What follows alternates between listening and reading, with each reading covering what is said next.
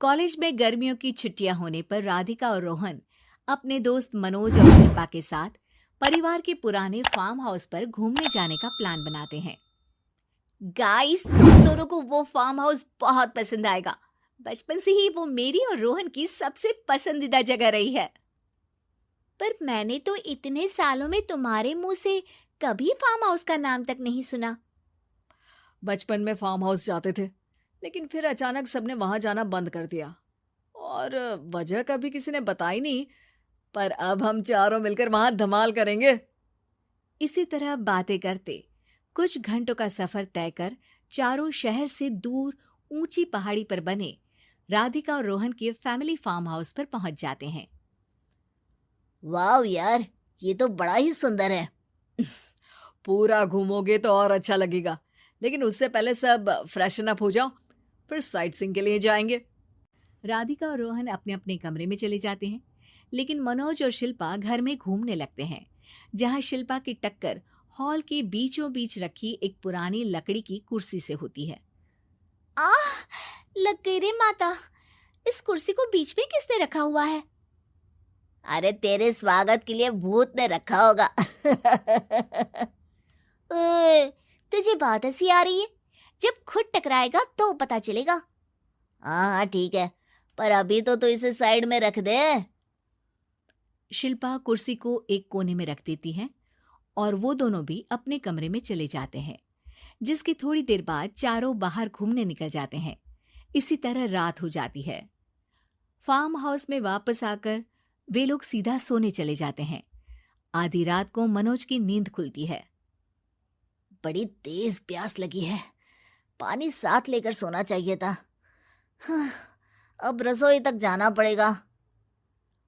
मनोज आंखें मलते हुए कमरे से हॉल में आता है और अचानक रास्ते में रखी कुर्सी से टकराकर जमीन पर गिर जाता है। अरे मर गया रे दादा। शिल्पा सही बोल रही थी, बड़ी तेज लगती है ये कुर्सी तो, पर इसे दोबारा बीच में किसने रखा? मनोज एक बार फिर उस लकड़ी की कुर्सी को कोने में रख पानी पीकर कमरे में चला जाता है। अगली सुबह जैसे ही चारों की नींद खुलती है तो उन्हें अपने बेड के पास साइड टेबल पर चाय का कप रखा मिलता है, जिसे देख वो खुशी खुशी चाय पीकर तैयार होकर कुछ देर बाद हॉल में मिलते हैं। थैंक यू यार राधिका, मुझे नहीं पता था कि तू इतनी अच्छी चाय बनाती है। वैसे मुझे उस बेड टी की बहुत जरूरत थी। ये और चाय, अरे इसे तो पानी तक उबालना नहीं आता। मतलब तूने हमारे लिए चाय बनाई क्या दोस्त?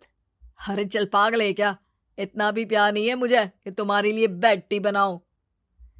चाय पर ये चर्चा करते हुए मनोज जैसे ही पीछे मुड़ता है तो एक बार फिर लकड़ी की पुरानी कुर्सी से टकराकर उस पर गिर जाता है। हाय रब्बा, अरे चाय छोड़ो, पहले ये बताओ कि इसे बार बार बीच में कौन रखता है? कल रात ही मैंने इसे साइड किया था। तुम पहले ये बताओ कि चाय किसने बनाई थी? सबकी बातों को कुछ देर ध्यान से सुनने के बाद राधिका हैरानी से कुर्सी की तरफ देखने लगती है। भूत दीदी। राधिका की बात सुन आपस में झगड़ रहे सारे दोस्त शांत हो जाते हैं। क्या बोला अभी तूने? अरे पर अब वो यहाँ कैसे हो सकती हैं? क्यों नहीं हो सकती? हमने यहाँ आना छोड़ा था, पर उन्होंने तो घर नहीं छोड़ा ना। और याद करो, ऐसे बेड के पास कप रखना और कुर्सी को कमरे के बीच में रखना, ये सब वही तो करती थी।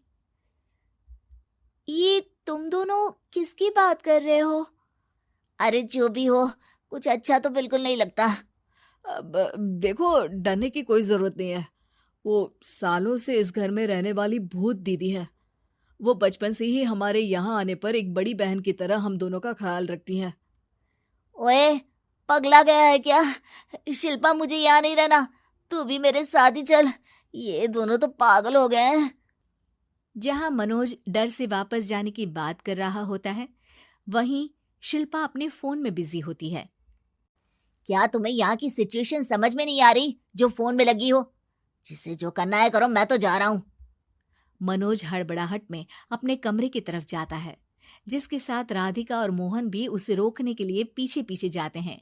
लेकिन शिल्पा वो तो अभी भी फोन में लगी रहती है। कुछ देर बाद जब वो तीनों दोबारा हॉल में वापस आते हैं तो शिल्पा को सबके पैक्ड बैग्स के साथ देखकर हैरान रह जाते हैं। ये सब क्या है शिल्पा? यहाँ हम इसे समझा रहे हैं और तुम हमारे बैग्स भी पैक कर कर लेकर आई। अरे आखिर में फोन से बाहर निकलकर कुछ किया तो सही इसने। दोस्तों देखो, कल से हम यहाँ हैं। भूत दीदी ने कुछ किया नहीं ना? फिर डर क्यों रहे हो? 4 दिन और रुकोगे तो पता चलेगा कि क्या होगा। मतलब? इस पर शिल्पा उन तीनों को फार्म हाउस से बाहर लाकर फोन में पुरानी न्यूज का आर्टिकल दिखाती है। सालों पहले यहाँ रह रही औरत ने अपने दोनों बच्चों को सुबह सुबह दूध में जहर पिलाकर मार दिया और फिर हॉल में उस कुर्सी पर खड़े होकर खुद भी फांसी लगा ली थी। तुम्हारी बातों से मुझे इस केस की याद आ गई। गूगल किया तो पता चला कि ये वही फार्म हाउस है। अभी भी यहाँ रहना चाहते हो जिससे कुछ दिनों में वो सबको थोड़ा थोड़ा जहर देकर मार दे? अरे पर ये दोनों तो बचपन से यहाँ आ रहे हैं, फिर इन्हें अभी तक कुछ क्यों नहीं हुआ? वो तो पापा बताते हैं कि हम आते थे। हाँ, और मुझे भी एक बार का ही याद है। वाह, और कहानियां तो ऐसे सुना रहे थे जैसे सदियों से यहीं रहते हो।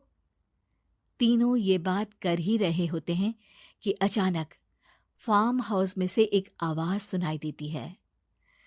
मैं यहाँ किसी को जिंदा नहीं रहने दूंगी, किसी को नहीं। बस ये सुनने की देर ही होती है कि चारों डर से कांपते हुए तुरंत कार में बैठकर वहां से भाग जाते हैं।